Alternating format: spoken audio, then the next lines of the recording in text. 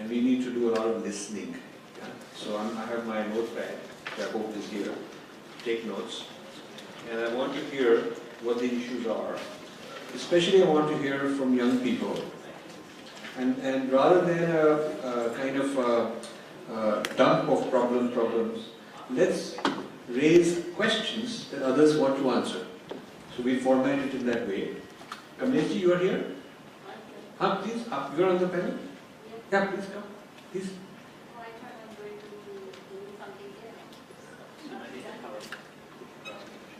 Okay, we thought rather than a presentation, we'd have interactive. Because let's respond to the issue they have, rather than a monologue, because any one of us could go on talking for a whole day. You know, we love to do that. But I think it's a session worthwhile.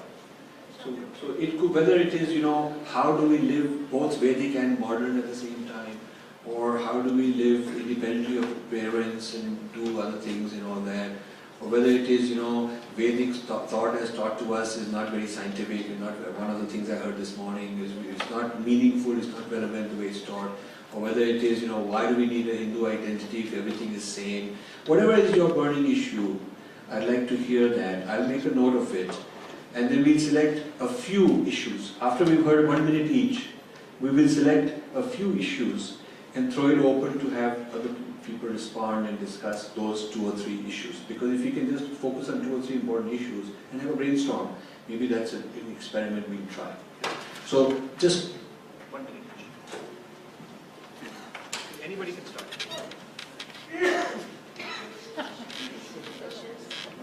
1 minute each. Youth only. 1 minute each. What are we going to do? Could you just You had to be clear who is a youth and who is not a youth. I thought my first question was, if we consider ourselves Hindu and we say that all people are created equal, all animals are created equal, everyone's equal because we all have the same atma and all of that, then why is it that we keep segregating ourselves? We say he's Christian, he's Muslim, he's whatever, he's Brahmin, he's whatever. So my first question is, if we're trying to develop unity within ourselves, shouldn't we stop trying to diversify ourselves and see that we're all Hindu and it doesn't matter whether you're Muslim or Christian or whatever, you're still Hindu? Like, because Hinduism isn't a religion, it's a way of life, so as long as you encompass that way of life, you should be considered Hindu. Okay, good point. Next.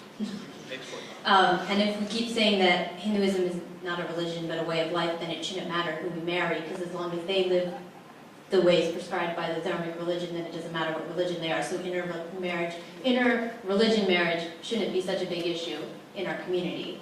And finally, if we want a more focused youth, then how can we have that when our parents are pushing our priority towards education? Our parents are saying, get a master's, get a PhD, be productive in this world, and that's great. It's important to be educated in this country, but why don't we have our parents pushing for the same thing in the spiritual aspect as well, in the religion aspect as well? They tell you, oh, it's Diwali, go to the temple. Oh, it's your birthday, go to the temple. But why are they not pushing us to study the literature that we're being given? That's the 3 questions that I wanted to pose. I've written those down, and we'll take a few more questions and then we'll consolidate the questions. Yeah? So let's hear Nikhil. Yeah. Hello, I'm very happy to see everyone here and participating today on a Sunday afternoon. My main point here to discuss, and I don't have any questions to throw out at this point, but I'm sure we'll get significant feedback, is what can we do to sustain our faith in the West amongst our youth? That seems to be a major concern amongst second generations and generations to come, me included because I have 2 young kids. What can we do to make sure that going forward our kids can feel the pride that they should feel in who they are, not only as an American but as an Indian American and a Hindu American? And I think that's the most important thing that we need to instill in them, and that's some of the things I'd like to talk about. I guess I also don't have many questions, but I think something that I'd like to touch on during this session is how can we make it relevant to our lives on a daily basis? When I remember I had a talk once at one of the HSC events, how the Bhagavad Gita will get you into medical school, and we had about 250 people show up for that event. And as you can imagine, and you know, it's actually really funny because it actually had nothing to do with medical school, but simple practices that you can use in daily life, whether you go to medical school, business school, law school, or in general, whether you're not going to school. But the fact that you put medical school in the title attracted a large proportion of people. And that just tells you that there's an interest in anything that can be applied to daily life. And I don't think that we understand. My parents, for example, tell me to meditate and do yoga every day. And they do it. They do pranayama every morning. They watch Swami Ramdev's lectures in the morning and they do it. But I don't think we realize the impact it has on our lives. We try it for a few days. It doesn't really make a difference, so we kind of wash it away. We don't see the benefits on a long-term basis. So that's my question. So, what I've written down, I'm going to recap. I think they all revolve around the common theme of Hindu identity.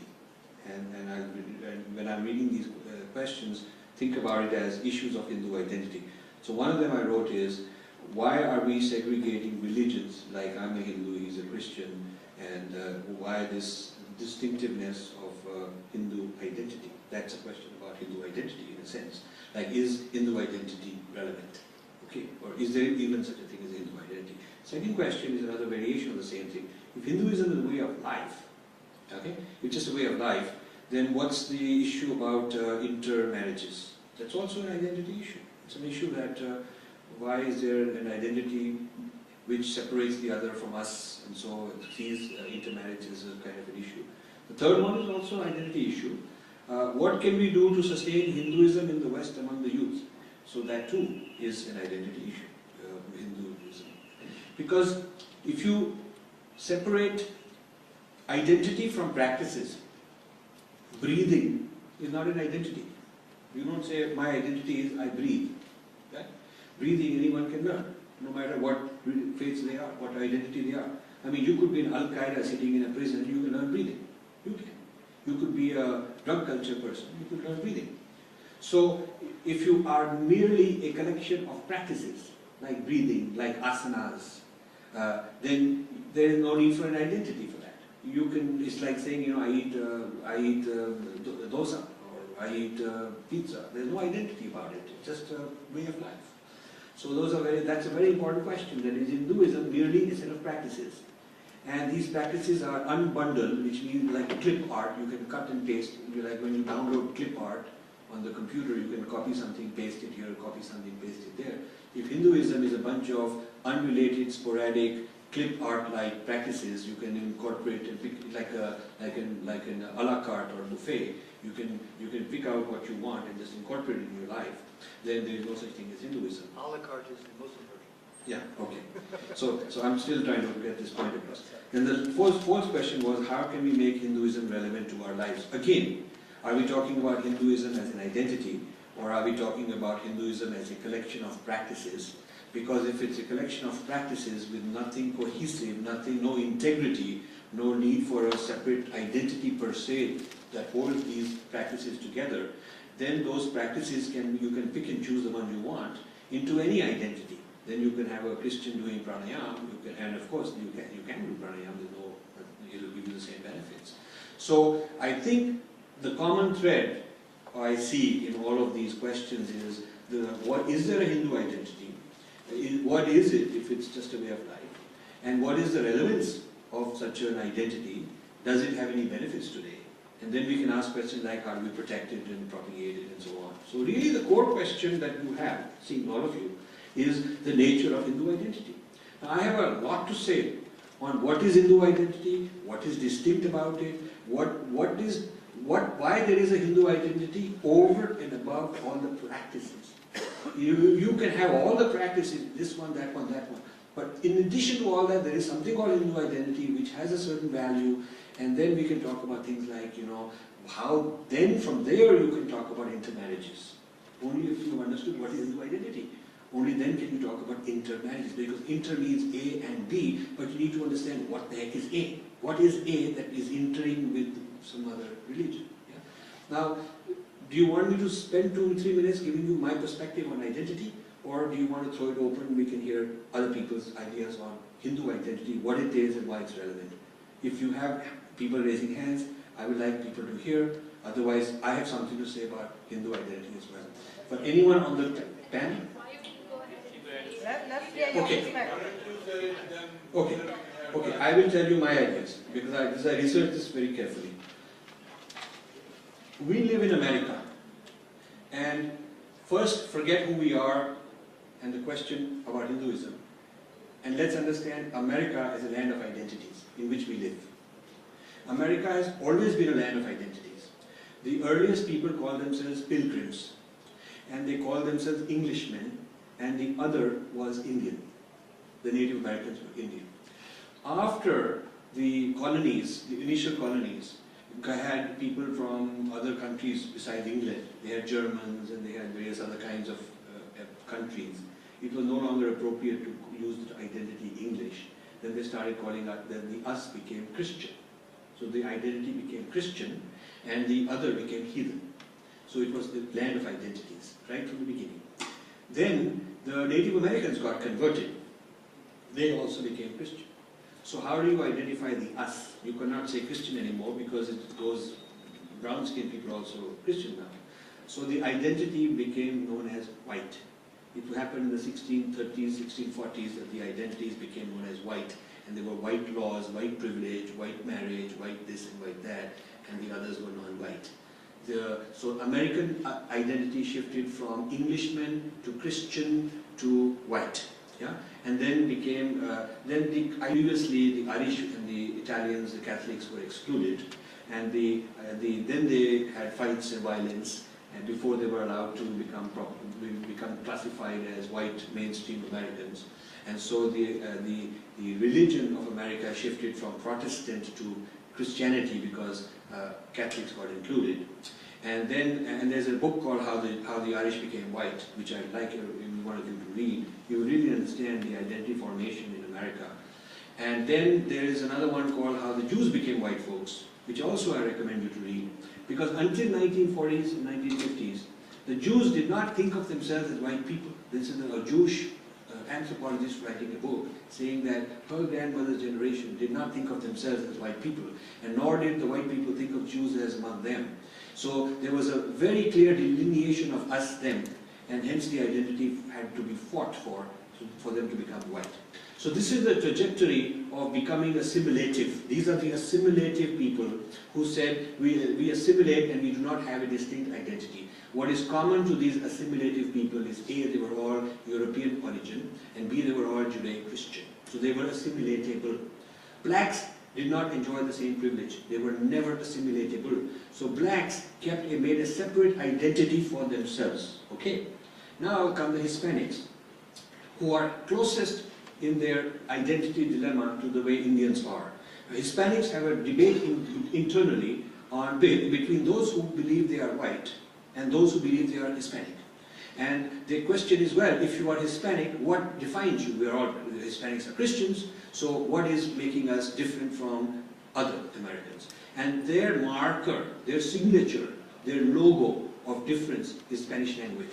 So they've decided that we will fight for Spanish language as having rights in America, and this is so important because as long as there's Spanish language, there is this identity known as Spanish Hispanics.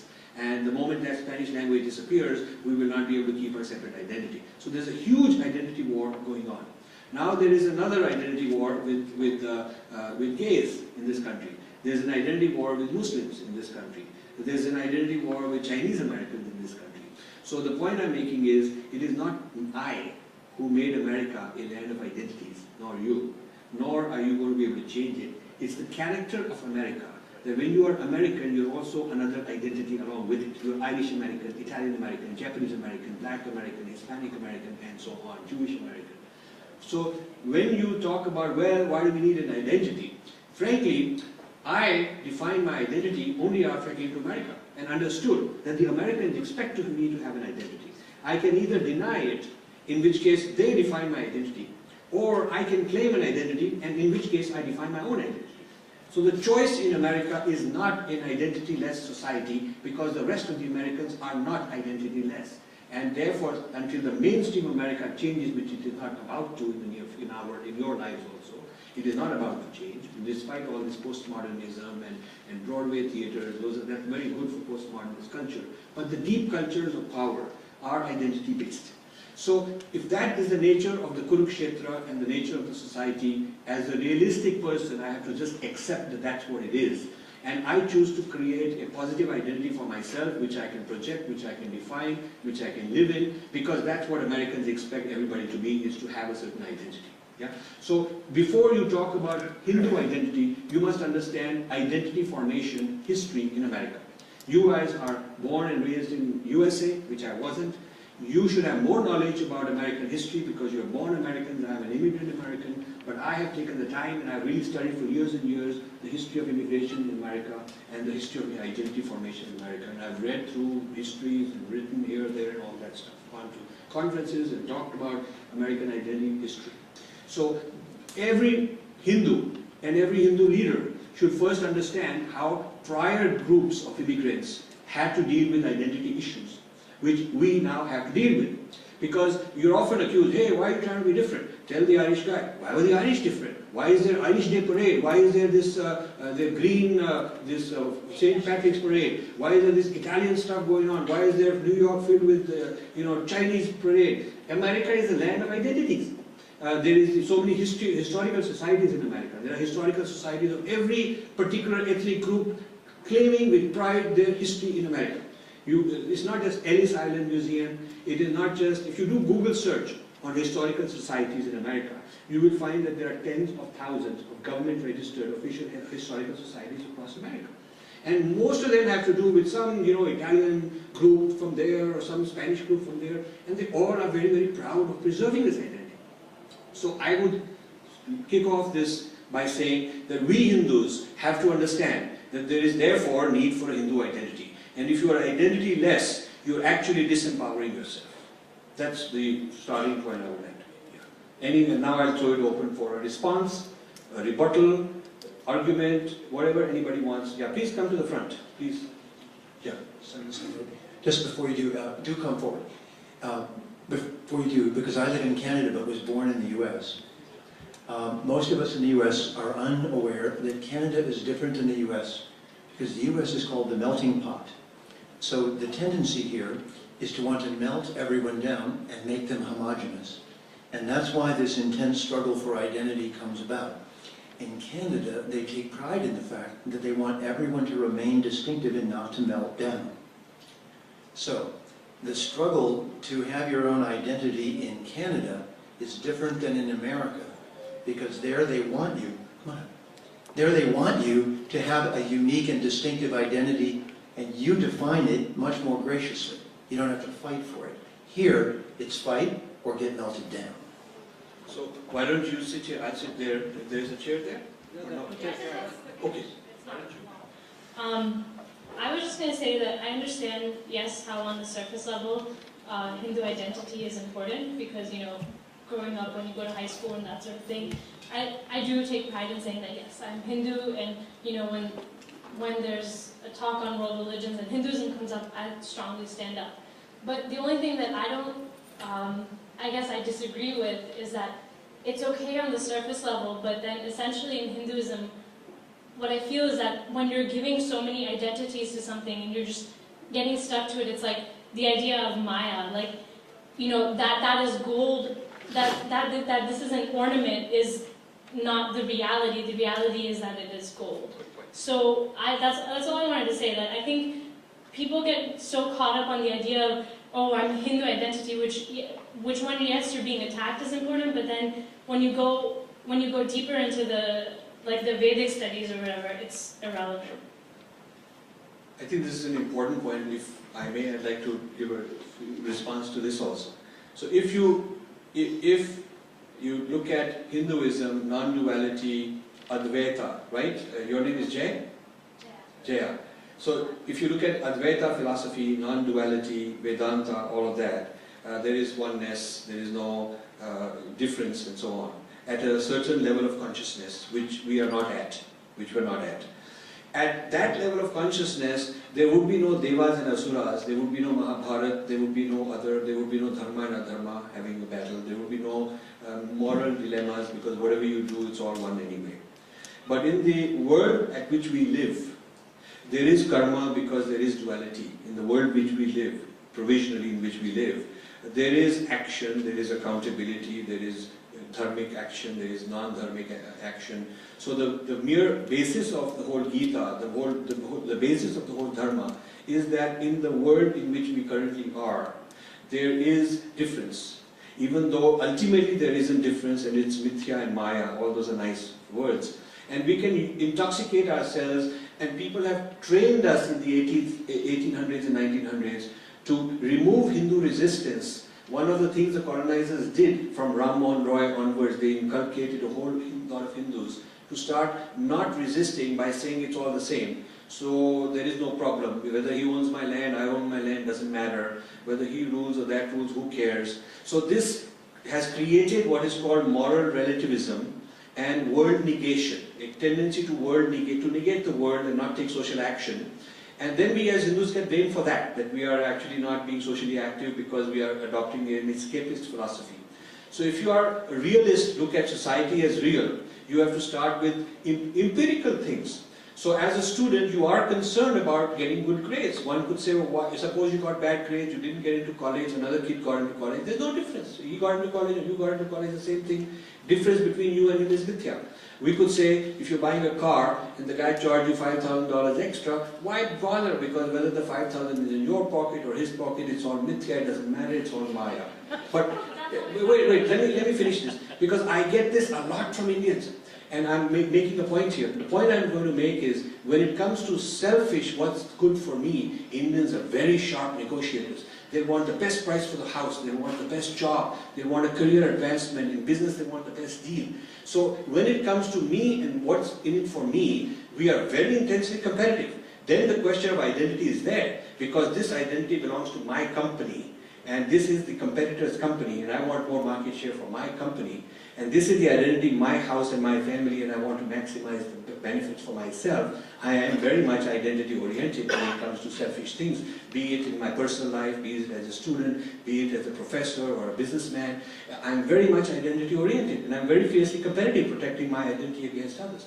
But when it comes to Dharma, I don't want to do a whole lot. So a convenient excuse is to say, oh, why do we have any identity? So for Dharma, there is no identity, but for me personally, there is a lot of identity.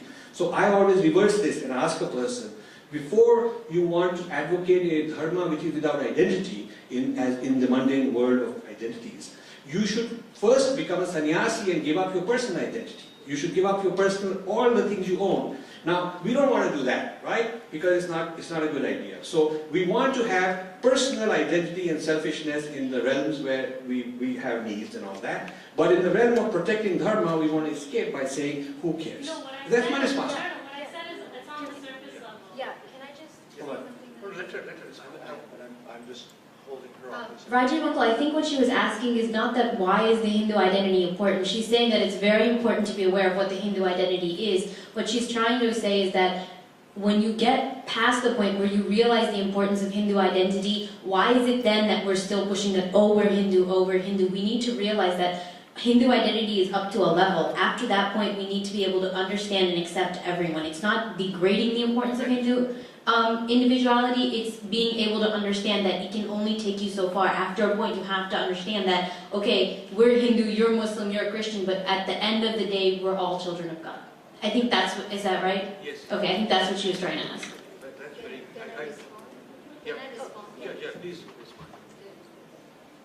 We have 2 minutes. It's a very good question. That when we see that we all are one, right? We all are children of God. Then why is there such segregation? So when Rajiv ji is saying about identity crisis, the true identity crisis is about myself. Who am I? Right? Before I say I'm Hindu, I'm Muslim, I'm Christian, the one who is saying I am Hindu, or I am Muslim, or I am Christian, who is this I? Who am I? So once if this is understood, this identity is realized, that I am a soul, and my real religion, the Swadharma, is peace, which is common to any soul, no matter that soul, if he is belonging to Hindu religion, he is belonging to Muslim, he is a Christian, or whoever he is.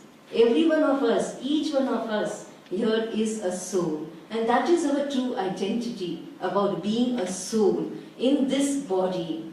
But when we are not in this identity of being a soul, but when we come into the consciousness of that I am in this body, maybe white body or brown body or black body, then all the other religions start.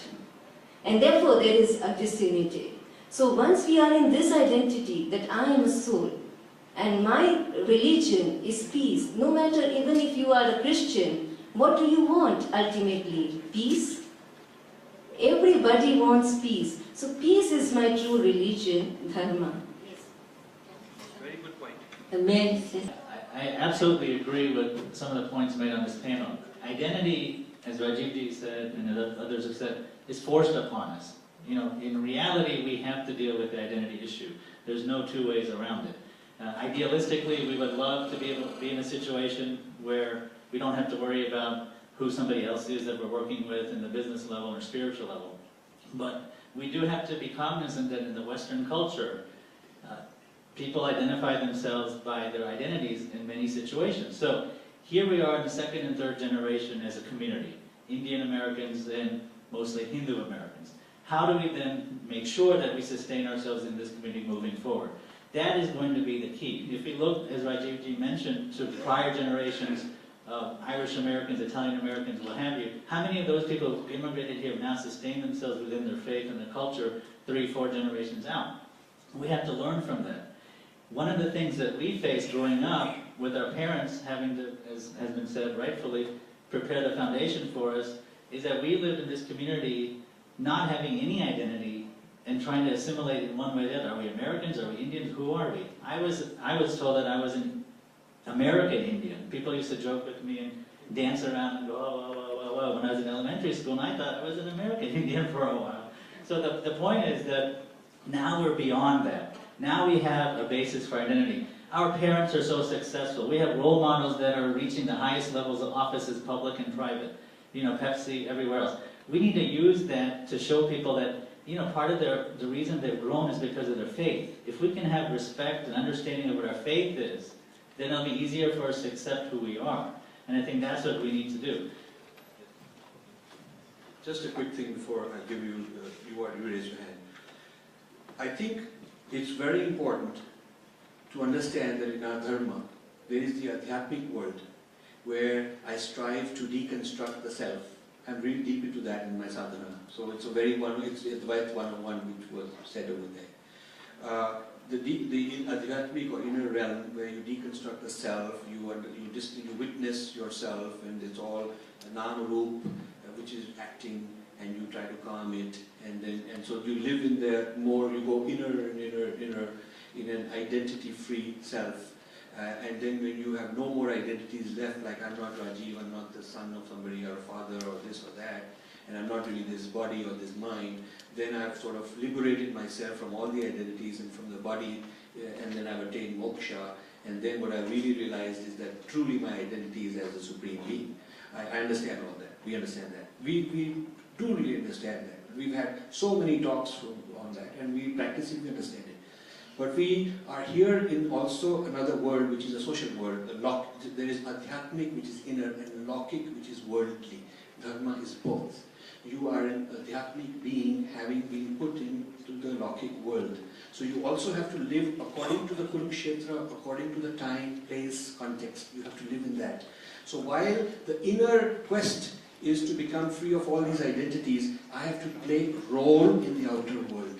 So which means that the capital I, as they say, the true self, the higher self, the Brahman, the Atman, has to deconstruct the small I of being Rajiv and this man who has all these issues and problems going on. The higher self of I is the true identity I have. But I have been asked to play a role in the social world as in the Leela, as the Rajiv. So while playing the role, while being the I, so capital I, which I understand really well, we can talk for hours on that. while being the capital I, the true Brahman and Atman, the Dharma says that I have been placed here in the Leela to be the role in the role of Rajiv. So I am talking about Rajiv role having an identity.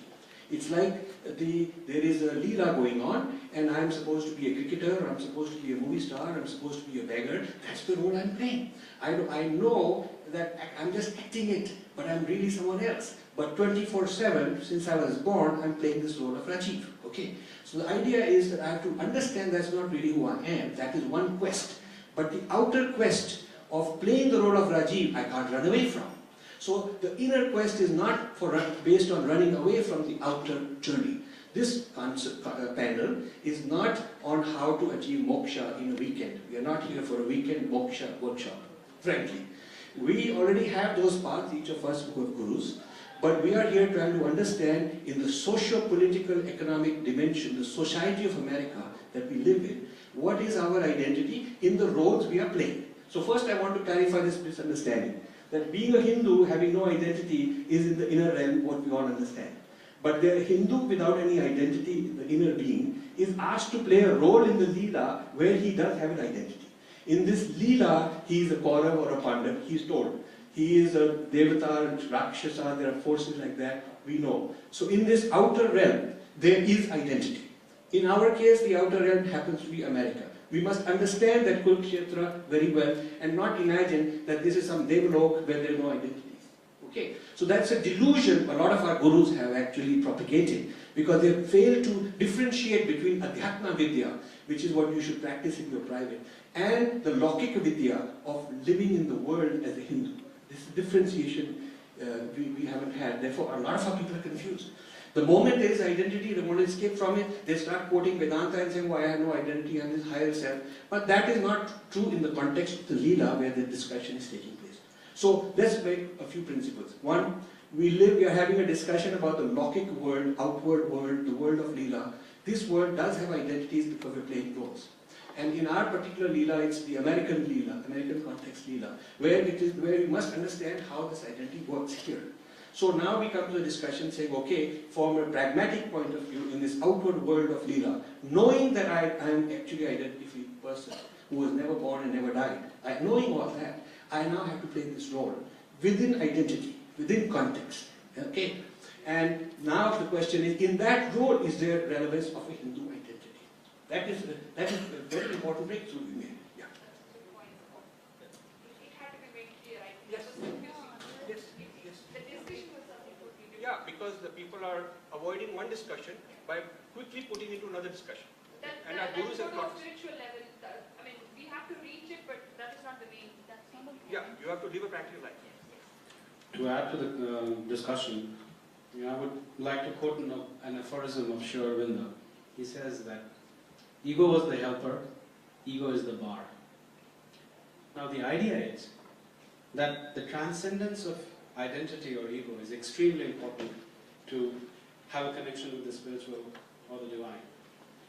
But if your ego is not properly formulated or formed, it is an immature ego. What we call in Sanskrit, it is aparipakva. It is not right. And if it is not right, in psychological terms, what it is going to lead to is spiritual bypassing. In that case, you will think that you are spiritual, but you have bypassed the whole thing, which asks you to confront many of the psychological issues.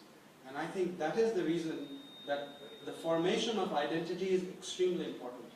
If you do not form your identity properly, then the transcendence of that identity is not going to happen. Just like if you do not have a good formation of the ego, then the transcendence of the ego will be. Thank you very much. Very good. I think once we've reached a point where we feel, okay, we've defined the need for identity in the Laukic world of Leela, then I'd like to move to part 2 of our discussion. But let me have just one more comment. Thank you very much. I want to frame this conversation in terms of the 4 Purusharthas, Artha, Kama, Dharma and Moksha. Are you all familiar with that? Yes. Now, most of us in our lives live in the world of artha and kama. Your parents, my parents, we live in the world of making money, gaining security, raising a family, etc. When we meet the spiritual people like the gurus and the acharyas, we get introduced to concepts of moksha, atman, brahman, etc. What happens very often is that the whole realm of dharma gets bypassed. The problem with bypassing dharma is the field in which we form, shape, construct and express our identities, not just as individuals but as groups. So Kundan talked about identity formation, the importance of maturing the ego before you can transcend the ego. That I still think that's at the level of an individual, but there's also the level of forming an identity as a group, as a civilization, as a community. And Hindus have been weak in forming a civilizational identity. It's a civilizational weakness which we are beginning to address with the great work that Rajiv has done and others have done and so on. If you start your lives recognizing the weakness, you will have a far better chance of expressing your dharma in the world responsibly. Because dharma is responsibility, fundamentally. You have a responsibility as a Hindu for the world. You and I have been given this Brahma Jnana, this Vidya, Brahma Vidya, which we have to preserve for ourselves, for future generations, for the world, not just for Hindus, but also for non-Hindus as well. So that's my point. Thank you. So why don't you come with, yeah, please come.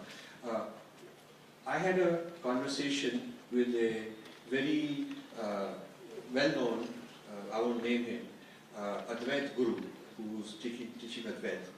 And he said, I do not want to, I recognize the need for identity in the outer Lokik world, the social world. But my students and me are on a path where we are only pursuing the inner world, and we don't need to pursue that world. So I had the following conversation, which I want to just relate to you, and then I'll give you the point. Just let me finish that, yeah. I'll relate this conversation, this quick one. So I said, Swamiji, do you agree that less than 1% of your disciples will get moksha in this life? He said, not even 1%, maybe not even 0.1%. So we agreed. So I said, therefore 99.9% will be born again, reborn. Do you agree with that? He said, yes. So I said, if 0.1% you're teaching moksha and avoid the Lokik world, they get moksha, they're gone, they're very happy, they're transcended. But 99.9% who ignored this advice, and therefore they ignored the Lokik world, and therefore they let the Lokik world be taken over by whatever asuric force is taken over. They may become a world of radicalized people who don't let you practice the Dharma anymore. Then the 99.9% will be reborn in a future life as one of those fundamentalist people. So let's say in your life, I said, Swami, do you feel that you are achieving moksha? He said, no, I'm not at moksha yet. So I said, therefore there's a 99.9% chance that you will come back. He said, yes. I said, and therefore there's a very high chance that when you come back, by then there may be no Hindus left, and you will have been born in a world where the Leela will be entirely antagonistic to pursuing your Dharma. You may not even be allowed to do all these things. So therefore, what you are optimizing short term for a very tiny number of people is sub-optimizing long term for the mass majority of people. And he had no answer to that.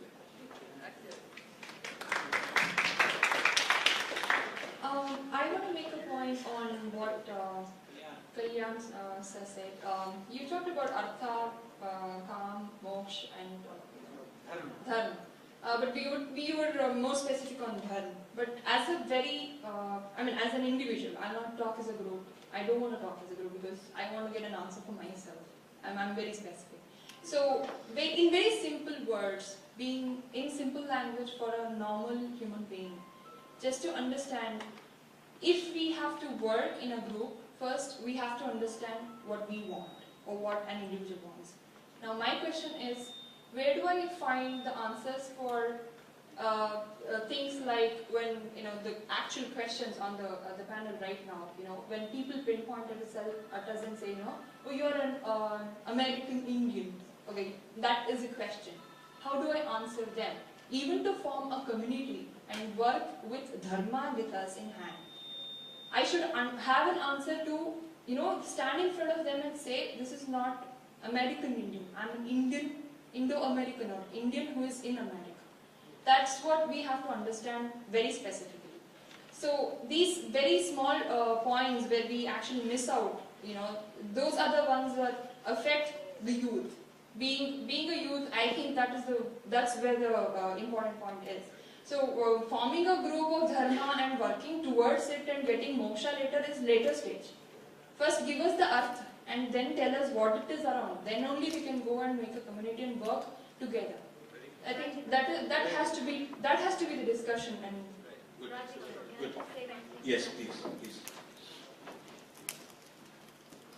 I'm sorry, what was your name?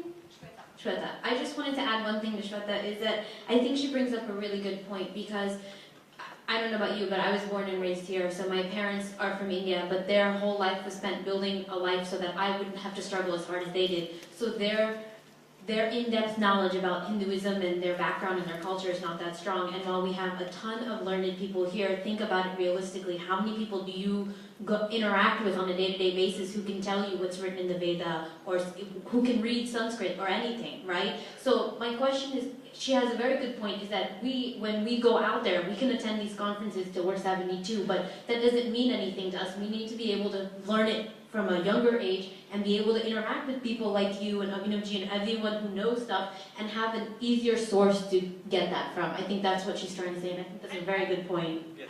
To be very frank, I've not gone and brought up in America. I'm Indian born and just 2 years old to America. So, Yeah. I mean, finding 2 years seeing 2 years of life here itself and, facing problems with all this kind.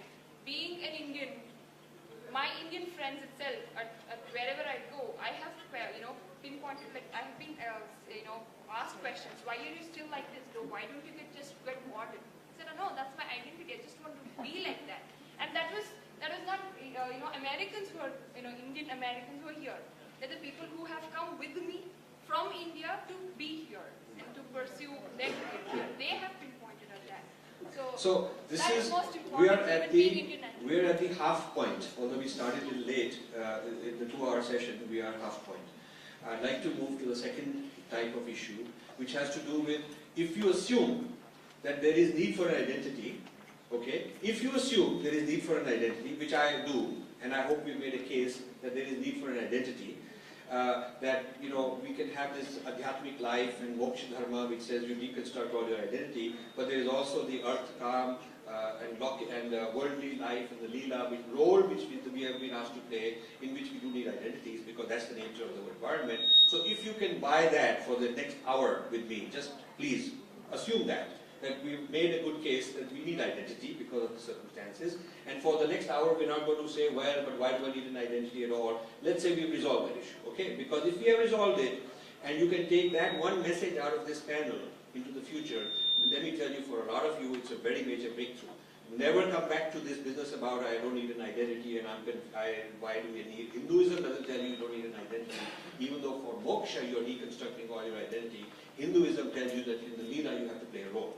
So as long as we can have a tentative agreement that we will, for the next hour, talk about identity as a positive thing, now we can move to another topic, which is, well, what is this Hindu identity? Now that we have said we do need one, because the problem of defining a Hindu identity has always been subverted by the position that says we don't even need one. So why are you asking a question?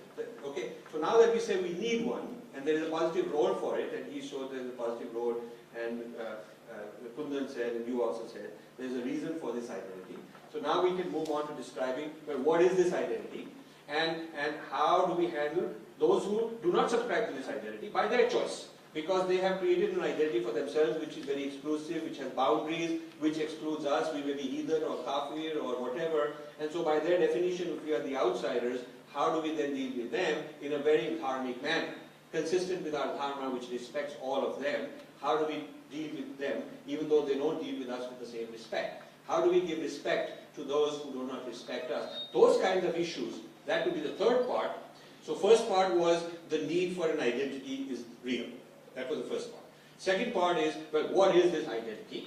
Okay? And then the third part will be, how do we, from this identity, deal with those identities that do not give us this respect, and we still want to respect them. So that's the three-part, how I would like to structure this. So let's go on to the second part, which is to define what is meant by a Hindu identity. And we're not going to consider anybody who says, I don't even have one because I'm the supreme being and all that kind of stuff. We do have an identity, we do need one, and we're going to now try to define what it is.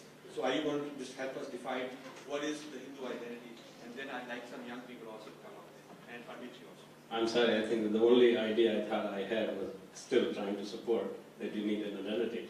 Except that I was except I was going to speak in a language maybe youths will appreciate more, and they can ignore, the rest of other people can be ignored. Which is if you really use calculus, you know, you have integration. Now, how many of young people have had calculus? If I can consider myself young. How many of the older people have calculus? Uh-oh, we are in trouble. Well, at least they will understand, maybe appreciate this. So in calculus, when you learn first time, you always integrate from minus infinity to plus infinity, right? That's the ideal.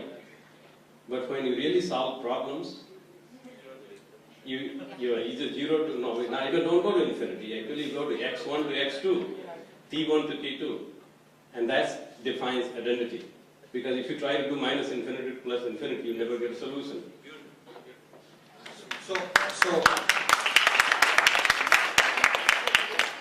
Yes.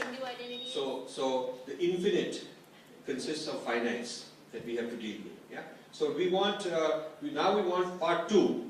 What is the Hindu identity? So we're not going to be worrying about whether we need one and all that. We resolve that. What is the Hindu identity? I'd like to hear a few youth points of view or dilemmas. Saying, okay, whatever your dilemmas are or issues or questions, let some youth speak and then Panditji. Yeah? Okay, come. Any youth? What is the Hindu identity? What do you think Hinduism means to you as a person? Distinct from, in other words, you cannot include in an identity, definition, such that nothing is excluded. Because then Dharma is also being included. Then it means moral relativism. That called moral relativism. That means that everything is just as good or just as bad. So, there is no good food and bad food, all the food is the same. And there's no good karma, bad karma, all the karma is the same. And that is not a valid approach. When they say that all dharmas will lead to the same conclusion, they are only talking about dharmas. They're not talking about adharma, which is the non-dharma. So when they say all dharmas are valid, they're talking about all those paths which are dharmic. And not all paths are dharmic. So the Al-Qaeda path is not dharmic, for instance, or the Ravan's path is not dharmic. And so not all paths are valid, but all dharmic paths are valid. So therefore you have to still define, even though you say it's a way of life, but when a Pandit stood up in a conference when I was talking about Hinduism, and he said, Hinduism is a way of life. So I said, okay, but so is the drug culture. And so is the Al-Qaeda. And so is all those things which this guy would hate. I mentioned them. And I said, therefore they're all dharma, all way of life. And now he was stumped because he had never thought about it, that what you have to define what you are excluding. So in your definition of Hindu identity, I would like you to think about defining it in a way that it excludes something and includes something, so there is something to strive for, something worth defending, something worth propagating, otherwise it's nonsense. So please. You want? Anybody? So what is Hindu Dharma in such a way that it includes something which is dharmic, excludes something which are not dharmic. Yeah, you please come. You're a young man and a yoga teacher and a practitioner. You will also define. Come. Come. So when I think about the Hindu identity, I think that encompasses the slogan or the phrase that we hear all the time, which is Vasudhaiva Kutumbakam, and to incorporate a global viewpoint. Because, if we live as, I would think that, in a small niche, and that limit, that you were saying, I think that we have to define that limit well, and not say that, we're too small, but not to say that we're too big either. But we do live in a global community, and what aspects or values are across all communities that we all respect, right? Which is compassion, which is mutual respect, and yet the other person may, a person across from you may not be that way, but how do we learn? We learn from looking at other people sometimes. We learn from others' actions. We learn from experience. So if we encompass that I would say, perspective, then of mutual respect, of mutual compassion, of mutual understanding of others, and accepting others' thoughts, not necessarily adopting them, but accepting them. And that, if you go with that, I don't think that you can really go wrong with that. So that's my perspective. So a key point is mutuality of respect is very important dharmic element. I do want to comment on the whole world is a family by pointing out that a family does not make them all identical. You can have a family where a bunch of good guys, bad guys, all in family. Some are more knowledgeable, some are less evolved. So when you say the whole world is a family, by itself that statement does not mean we are the same. We are a family, which means we all live together, we have to transact with each other, deal with each other. But there is, like in a family, there's some more senior people, junior people, there's some person who needs help, who's handicapped, somebody's ahead of others, some guy's a crook, some guy's a noble person, they're all part of a family. So the fact that the world is a family does not really translate into anything more than the fact that we all have to coexist with each other. It did not say that we are identical clones. It said we are a family. So there's a difference between identical clones and a family. So that's an important point. But still, the point he made is a very good point, that one of the positive things we can say in the box called, in the thing called Dharma, is mutual respect for all people, for each other. But I really like that he added the word mutual, because I'm going to come to that and make a case that this mutuality has to be reciprocal. This mutuality has to be reciprocal. And just so I warn you where I'm headed, because then you all can talk and you know in advance where I'm headed, I'll give you, maybe put my cards on the table. I'm headed that mutuality has to be a necessary condition before I include the other person. And here's the reason I'm going to give you. In the body, there's a wide diversity of cells, many kinds of cells in the body. But the cancerous cell does not respect the others in the way they all respect each other. The organic, normal, healthy cells respect each other. But the cancerous cell is a predator, which says that I do not respect your integrity. It's not an exchange of between diverse cells that we are trading things and molecules and so on with each other, because I'm going to actually prey on you, and my goal is to convert you to become an identical cancerous cell like me and keep expanding my turf. So the cancerous cell is not believing in mutual respect, okay? And the cancerous cell is that which therefore has a prey. It wants to prey on the cell that believes in all the world is nice family and we all live with each other. And it gives the normal healthy cells, gives falsely, foolishly, mutuality, gives a respect and acceptance to the cancerous cell, and the cancerous cell does not respond in return. So what happens is this cancerous cell is very stupid, because at the end, it keeps, by going on expanding itself, it shrinks its own habitat, because it actually needs nutrients from the healthy cell. The cancerous cell is not self-sufficient. The cancerous cell, like a predator, is not self-sufficient. It needs to eat its prey, and the prey is the healthy cell. It needs to keep expanding once it's metastasized. Okay? That's what a cancer cell is. It needs to keep going on expanding. And as the cancer cell continues its agenda of expanding, its habitat keeps shrinking. So what happens is the patient dies in the end. And what happens to the cancer cell when the patient dies? The cancer dies. Because when the no more prey is left, the predators also go extinct. So there's a stupid system of that kind. So therefore, if you say, we respect everybody, including the cancerous cell, well, he's going to get you and finish you off, and then after he's finished you off, he'll have nobody else to finish, and they'll all go after each other in a dog-eat-dog world, which is where we might be headed. And that's not a good thing. So you have to, while remaining sattvic and dharmic and non-violent and ahimsa, you have to find a way to get inside the cancerous cell, infiltrate the guy, and somehow turn him around. You have to do that and not just accept him the way he is doing his thing. That's where my position is, and I want to put it on the table, and I'll be arguing, but I want to give you a chance. Just really quick, 2 seconds. I think, if my understanding is correct of what Mitesh was saying, when he quoted that line about family, I think he was saying not more that we should all be the same, but understand that when you live at home with your family, each and every one of you are individuals, but you live together as a family unit. At the end of the day, you stand strong together because you are connected. So I think what he's trying to say is be able to accept, just because your brother didn't excel or your sister didn't do what you did, it doesn't make her or him any less of a person. Learn to accept everyone around you is what I think he was trying to say. I might have screwed it up. I just want to make one quick point. I don't know how many of you follow the news out there, but the Pew Foundation, some of you may have heard of the Pew Foundation. I don't know, why is it with me? I promise you that I am a human being. The Pew Foundation recently released a report on religion in the public limelight. They have a detailed report. 87% of Hindus were found to retain their religion from one generation to the next, according to this study. That's the highest of any religious group that was surveyed. So that's a good sign for us, but that means we've just started. You know, we're a recent community in this country, so hopefully we can keep it at that level moving forward. Second point, according to, Hindus believe in the philosophy of pluralism, pluralistic nation, and we hope we can all not only live together, but respect each other, as Rajivji was saying.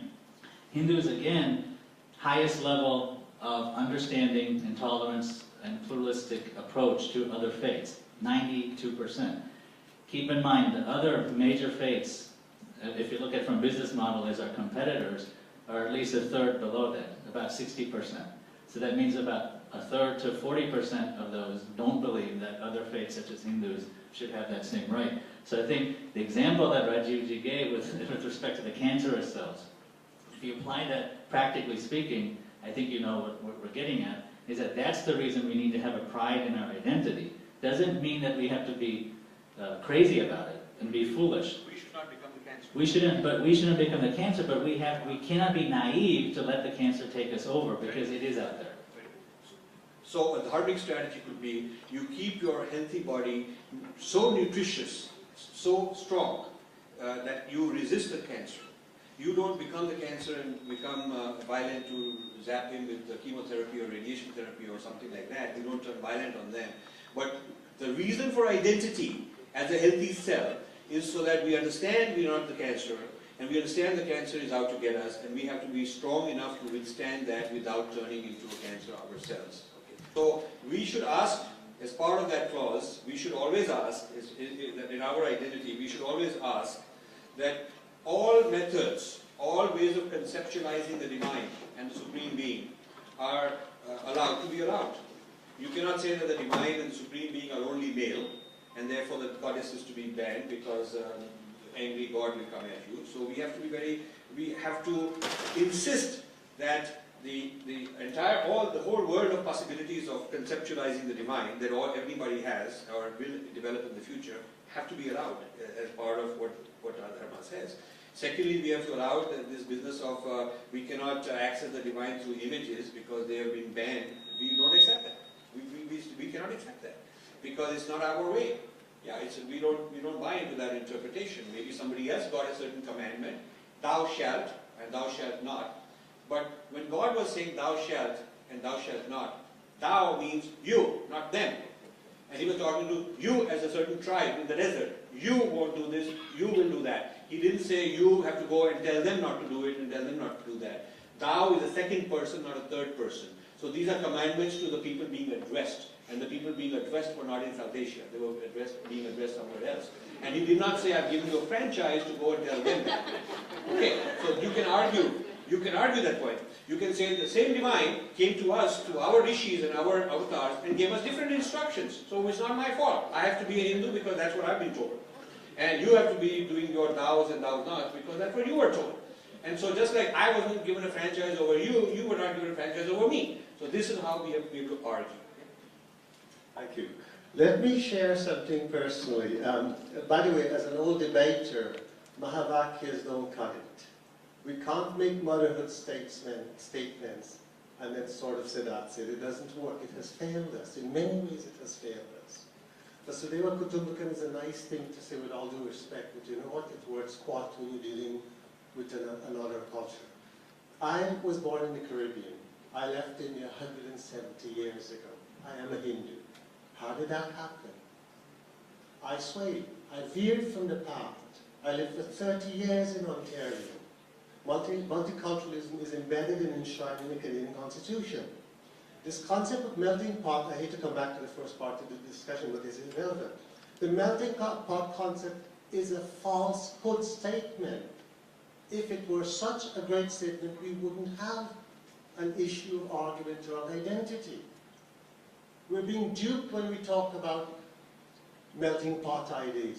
It is an idea that went way back when it's useless. Let me indulge you some yes.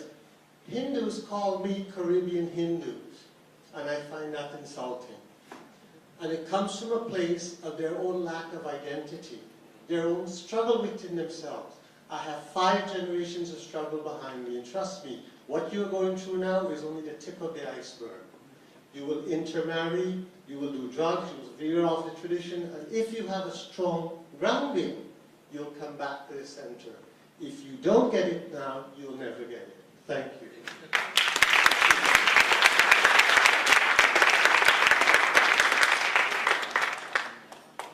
You also, please after this. So, let's hear from Panditji. I wanted to include in this discussion the question of identity. And in order for us to have an identity, we must have a healthy identity.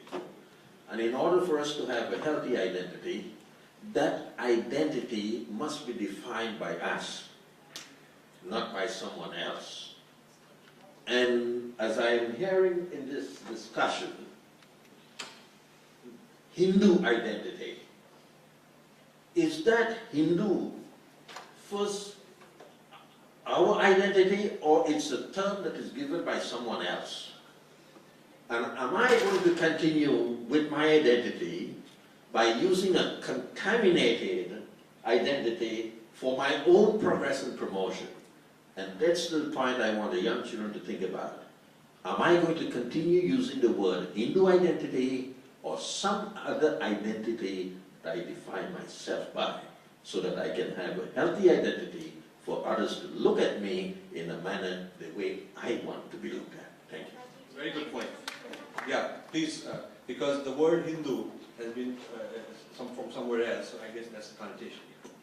Swamiji, I just want to make a point to what you said. I think you're absolutely correct, but the problem is that our youth generation is learning from our parental generation, and our parental generation learned and were taught to be Hindus. So we don't have any foundation to even look for something outside of what we have. Our sources are from something that is from India. So well, at least for those of us who were born here, we're already more than slightly disconnected with Bharat. So we're trying to cling on to whatever we have, and that is whatever our parents can give us. So until we're more firmly grounded, Hindu is the only word we have. Once we find a ground, we can expand on that and begin to say, you know what, we're not Hindu, we're this or we're that. But we can't go anywhere until we're grounded in ourselves. And I think that's the only thing I wanted to say, is that your idea is right, but we're just a little bit before that still. Thank you. Good. Very good point. And also, I think that regardless of which word we choose, the name we choose, does not solve the problem if you do not know what's the content inside the box. You can call the box water or pani, but you got to figure out what's inside it. So we still have to first discuss what's the content and the subject matter of what comprises Hindu / Sanatan, Dharma / Dharma, whatever, Indian tradition, identity. Whatever by name you want to call it, we still have to define what's the content of that, and that's an important exercise. Hindu is one who follows consciously or unconsciously This is a broad definition. Hindu is one who follows consciously or unconsciously a path of dharma and or practices that is or are in consonance with a given Weltanschauung or a created Weltanschauung, hitherto absent. This would definitely include all the religions of the world. Second one, which is a narrower part of it, I'm finishing, just 5 more seconds. Hindu is one who follows consciously or unconsciously the path of dharma and or practices that is or are in consonance with Indian Weltanschauungs minus Buddhism. I don't know whether I should call it as an Indian Weltanschauung because they have a separate religious identity. Thank you very much. I think, of course, the issue is then what is a Dharma and what is a Weltanschauung, and is the Al-Qaeda a Weltanschauung, and is the drug culture a Weltanschauung, and what criteria? If you say it's a way of life which is a Weltanschauung or something, then you have now, you move the target to something else, and now you have to define what's a valid Weltanschauung, what's not a valid Weltanschauung, and by what criteria. So really you've gone around in circle, I would submit. You still have to come up with something which is self-referential and does not refer to something else beyond itself. I mean, not to get off topic here, but I'd like to get back on topic. I mean, we're not answering the question, and I think a lot of the youth here would like to get back to the point is how you reconcile the, the way, the Hindu identity with identities that directly conflict our way of life. And I mean, I don't know if you can answer that directly, but I don't want to go off topic. I mean, it's a very, very simple question, and I can't answer it myself, and I think it'd be important for somebody to answer it. The third part. The third part. We spent most of the time on the first part arguing, do we even need an identity? We spent a lot of time on that. But it was good progress because most discussions get stuck on that hurdle. At least we've crossed it. From now on, we should not have that hurdle. The second part was, well, what might be inside this identity, by whatever name you may call it, but what are the contents? And the third part is, how does a person with this identity deal with those who do not subscribe to it, who may even be hostile to it? So in other words, put it very bluntly, how would a person with a Hindu identity deal in America with those who don't think much of Hindus and who have a different identity? What should be our strategy? He's asking that we get back to that point, and I agree. Okay, I'm just going to give a couple quick closing remarks. I hope that when the youth came here, they weren't looking for answers, but they were looking to their sources who will be potentially putting them on the path to find answers. Please understand that our sources around us, our parents, our uncles, our friends, whoever, there's no one that knows the answers to any of this. So what I want the youth to gain from this is kind of the motivation to go out there and look for the scholars like Rajiv Uncle who can put you in the direction to where you need to be. Older generation, I want you to get something from this too, because this was an intergenerational thing. I want you to also be motivated to look into your past, because your children are coming to you. They're looking at you for answers. So if you don't have it, you're not helping us. So this is also directed entirely towards you. If you know it, great. If you don't know it, please look it up. We need you to help us.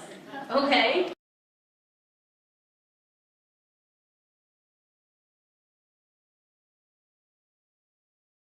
And we need to do a lot of listening. Yeah? So I have my notepad, which I hope is here. Take notes. And I want to hear what the issues are. Especially I want to hear from young people. And rather than a kind of dump of problems, let's raise questions that others want to answer. So we format it in that way. Kamlesh, you are here? Please, you are on the panel? Yeah, please come. Please.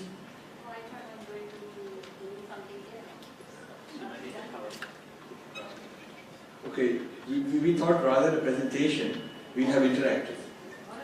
Because let's respond to the issues they have, rather than a monologue, because any one of us could go on talking for a whole day. We'd love to do that. But I think it's a session worthwhile. So it could, whether it is, how do we live both Vedic and modern at the same time, or how do we live independently of parents and do other things and all that, or whether it is, Vedic thought has taught to us is not very scientific, and not one of the things I heard this morning is it's not meaningful, it's not relevant the way it's taught, or whether it is, why do we need a Hindu identity if everything is same? Whatever is your burning issue, I'd like to hear that. I'll make a note of it. And then we'll select a few issues. After we've heard 1 minute each, we will select a few issues and throw it open to have other people respond and discuss those 2 or 3 issues. Because if we can just focus on 2 or 3 important issues and have a brainstorm, maybe that's an experiment we'll try. So just 1 minute. Anybody can start.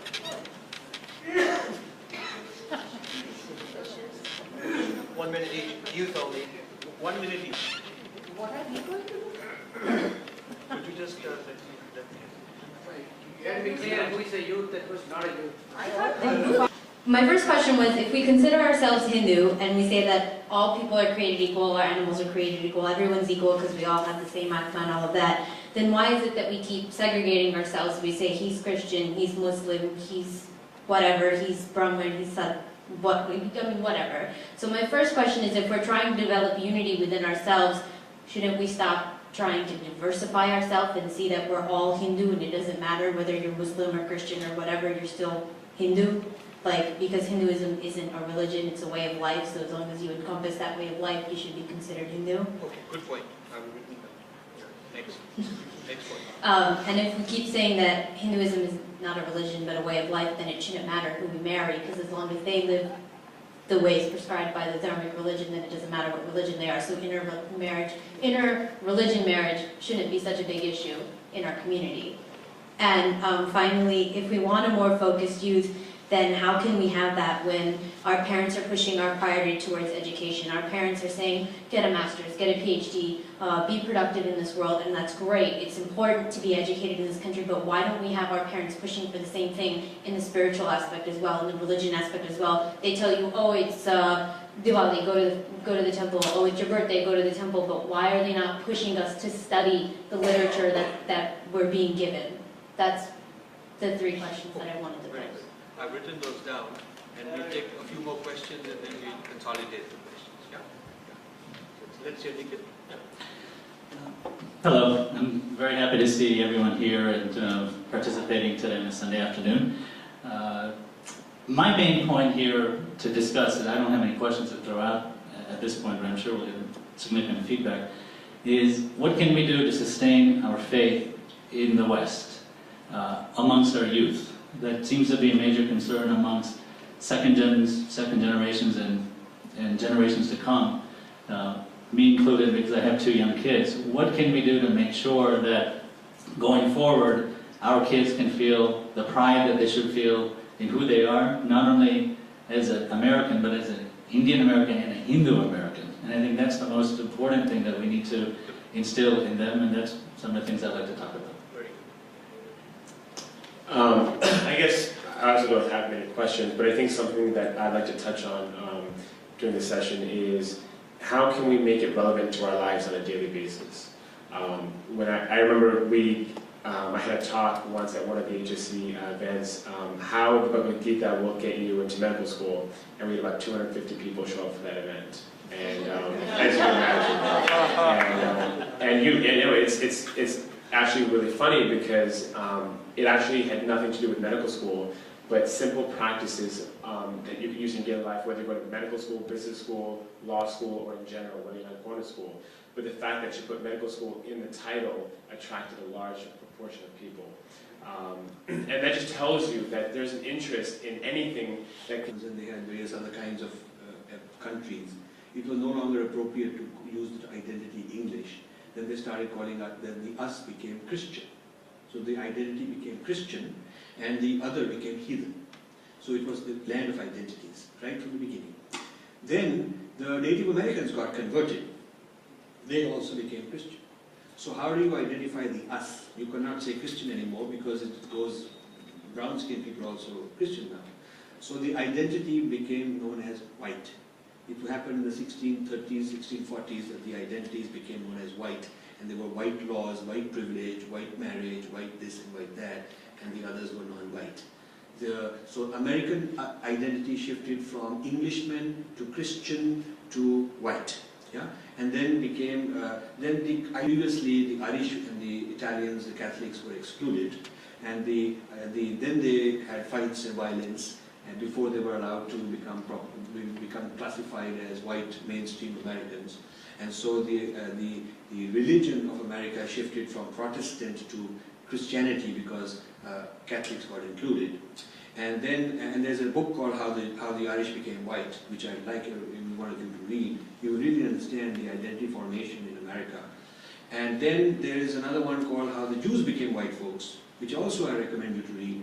Because until 1940s and 1950s, the Jews did not think of themselves as white people. This is a Jewish anthropologist writing a book saying that her grandmother's generation did not think of themselves as white people, and nor did the white people think of Jews as among them. So there was a very clear delineation of us, them, and hence the identity had to be fought for them to become white. So this is the trajectory of becoming assimilative. These are the assimilative people who said, we assimilate and we do not have a distinct identity. What is common to these assimilative people is A, they were all European origin, and B, they were all Judeo-Christian. So they were assimilatable. Blacks did not enjoy the same privilege. They were never assimilatable. So blacks made a separate identity for themselves. Okay?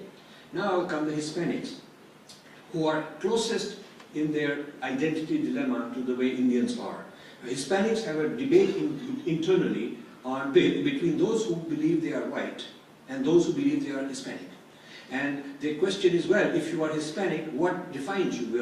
Hispanics are Christians, so what is making us different from other Americans? And their marker, their signature, their such thing as Hinduism. A la carte is the Muslim version. Yeah, okay. So I'm still trying to get this point across. Then the fourth question was, how can we make Hinduism relevant to our lives? Again, are we talking about Hinduism as an identity, or are we talking about Hinduism as a collection of practices? Because if it's a collection of practices with nothing cohesive, no integrity, no need for a separate identity per se that holds these practices together, then those practices you can pick and choose the one you want into any identity. Then you can have a Christian doing pranayama, and of course you can do pranayama, it'll give you the same benefits. So I think the common thread I see in all of these questions is, is there a Hindu identity? What is it if it's just a way of life? And what is the relevance of such an identity? Does it have any benefits today? And then we can ask questions like, are we protected and propagated and so on. So really the core question that you have, seeing all of you, is the nature of Hindu identity. Now I have a lot to say on what is Hindu identity, what is distinct about it, why there is a Hindu identity over and above all the practices. You can have all the practices, this one, that one, that one.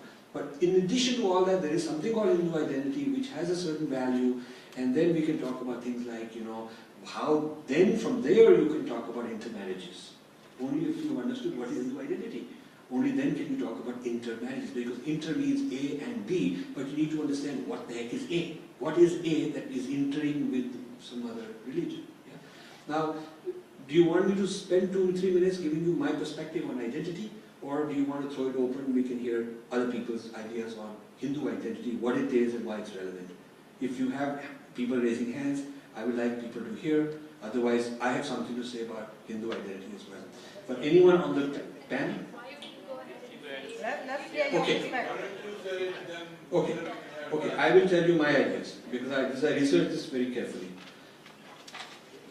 We live in America, and first forget who we are and the question about Hinduism, and let's understand America as a land of identities in which we live. America has always been a land of identities. The earliest people called themselves pilgrims, and they called themselves Englishmen, and the other was Indian. The Native Americans were Indian. After the colonies, the initial colonies, had people from other countries besides England. They had German. Maybe applied to daily life. And I don't think that we understand. My parents, for example, tell me to meditate and do yoga every day. And they do it. They do pranayama every morning. They watch Swami Ramdev's lectures in the morning and they do it. But I don't think we realize the impact it has on our lives. We try it for a few days. It doesn't really make a difference, so we kind of wash it away. We don't see the benefits on a long-term basis. So that's my question. So what I've written down, I'm going to recap. I think they all revolve around the common theme of Hindu identity. And when I'm reading these questions, think about it as issues of Hindu identity. So one of them I wrote is, why are we segregating religions, like I'm a Hindu, he's a Christian, and why this distinctiveness of Hindu identity? That's a question about Hindu identity in a sense. Like, is Hindu identity relevant?